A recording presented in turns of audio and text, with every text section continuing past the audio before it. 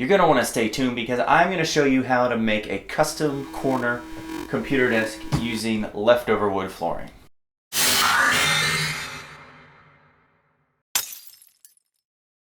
Hey everybody, I'm Joe Kistel, and recently I wanted a computer desk for this room I'm in here now, and I wasn't really happy with the over-the-counter options that you find at the normal warehouses. They're just either too big and the legs underneath them get in the way. I'm kind of a bigger guy, so they don't work out too well. So I decided to go ahead and build my own desk. And I had some leftover wood flooring from another recent project, so I figured that'd be a good way to do it. So the first thing I did is I started with some plywood. Now in this case I use what they call OSB plywood. It was kind of crusty and old and dirty, so I went ahead and sanded it real good with a rough grit sandpaper just to make sure to get all the loose gum and grime off it, because I was planning on gluing the wood floor planks to this piece of wood. Then I took the entire sheet of plywood and I placed it up against a straight edge. In this case it was a step in my garage. What I want to do is I'm actually going to butt the wood up into a straight edge here, but I'm going to go ahead and actually cut the lip off of it here. I've cut that lip off of every board from my first row. So I simply added some glue to the bottom of the planks, glued them down, flushing them up to the straight edge of the wall. Now, to be careful the first row, you want to make sure this row stays straight. And this would be much like if you're applying flooring. This is no different. I'm just putting the flooring on a piece of plywood. So I want to be real careful to make sure that first few rows stays nice and straight. Now, I wasn't real worried about my edges here because I was planning on cutting the edges to a square fit later on. So I just kind of let them overhang where they needed to. And after I got those first few rows of wood flooring down, I went ahead and I added a couple pieces of scrap wood, and then I put weight on top of the scrap wood. Now I had some scuba tanks around and that worked very well. And I allowed that to dry, and then I continued that process, adding more boards, putting weight down, and letting it dry. And I did that until I uncovered the entire piece of the plywood.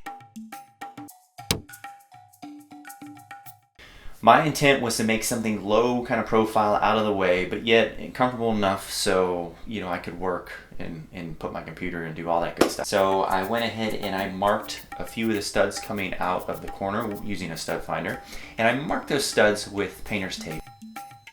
Now I need to determine where my wall cleats were going to go. And when I say wall cleats, I mean the framing boards that we're going to attach to the wall and set our table on. So I think I went with a height of about 33 inches off the floor, and I made a mark at 33 inches at the far end, the approximate far end of where my frame board was going to go. And then I took a level and took the level all the way to the corner of the wall, referenced a level mark, and I marked the top of that level, and that was going to signify the top of where our cleat board was going to go. And I did that for both sides. Then I needed to determine the length of these wall cleats. So I made my measurements and I cut the wall cleats to size using a 45-degree angle on one end. To secure the wood cleats to the wall, I pre-drilled holes along where the studs are going to be, and then I used long drywall screws to attach the wall cleat to the wall. So then I took a measurement from the end of each wall cleat to get the measurement of my front framing board.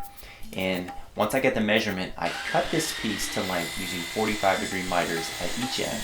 I attached this front framing board, pre-drilling holes into the edges, and I drilled them right into the wall cleats. So I wanted to add some more internal framing. I took a piece of framing wood with a 45-degree cut on one side. I went about a third away the cross of the table length, and I placed that 45-degree edge along the wall cleat. Then I marked the edge of where that framing board intersect our front framing board. And I did that for both sides, and I cut those to length. I installed these additional framing pieces using 2 screws on each end, 2 into the front framing board and 2 into the wall cleats. And this really stiffened up our wall framing. What I did to make the saw guide is I basically drilled a 1x4 piece of lumber to an old scrap piece of OSB board. I then took the saw and I cut along each end of the 1x4 using the different side of the guide each time. And then we ended up with a guide that basically works for both sides of the saw. Well, first things first, I had one square edge, the side that we placed up against the wall. So I knew that was kind of a reference mark to work with. Well, I wanted to make the 4-foot length edge that way as well. So what I did is I took a measurement on the long side of the 4x8 sheet, and I took it roughly approximately a few inches in from the termination point using a speed square. And then I did the 3, 4, 5 triangle method. I took a 4-foot measurement off that line along the long side of the plywood. I then took a 3-foot measurement off the shorter side of the plywood, and then I took a 5-foot measurement from the hypotenuse, which is where the two ends would meet. And I made sure the 3 and the 5-foot measurements lined up just right, and I made my mark there. And what this has done is it has given us a perfectly straight reference for that edge to cut. So now I took my saw guide that we just made, and I clamped it in position so it lined up intersecting those two lines I made.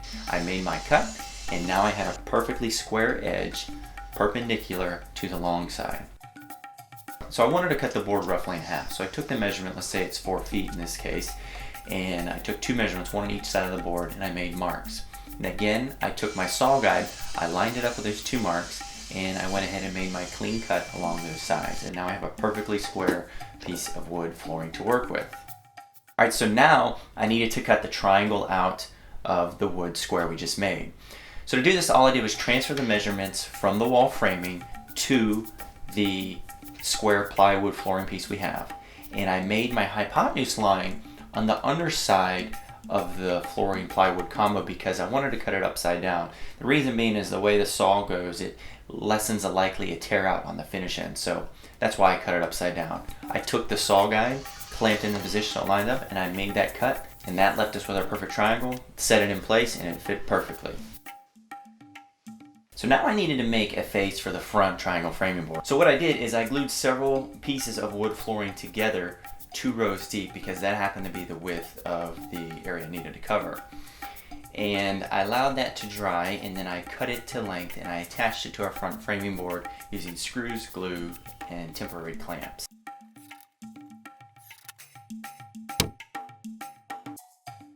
Now all I had left to do was trim this table out. And I took a 1x3 and I went to the wall with it, and then I made a mark at the corner of the table where it ended. And this marker I was going to make a miter cut. Went ahead and made that cut, and then I took the scrap end of that board I just cut, and I made a perpendicular cut at the length I needed to be to cover the front trim. I then glued the 2 pieces of trim together and temporarily held it in place with painter's tape. When those pieces were dry, I went ahead and stained the boards and put a few coats of polyurethane on them. Now, to install the trim was much like installing our original framing cleats. I pre-drilled holes where our studs were, and then I used some finish screws to attach the trim to the wall via the studs. Now, the very last thing to do was to trim the very front edge of the table. Now, this is a little tricky here cutting at length because the edges have to be a 45 at one plane and perpendicular at the other plane. But it's real simple to do this. You take a scrap piece of square lumber and place your trim board on that, and then you cut at your measurement, and what that does is gives you that 45 and that perpendicular perfectly. To install a trim piece, I pre-drilled very small holes and used finished nails and tacked it in using a nail punch, and I was good to go. So there it is, a simple but functional table that's going to work perfect for what I needed to do. I hope you found this helpful. If so, please subscribe, leave any questions or comments below. Thanks for watching. I'm Joe Kistel.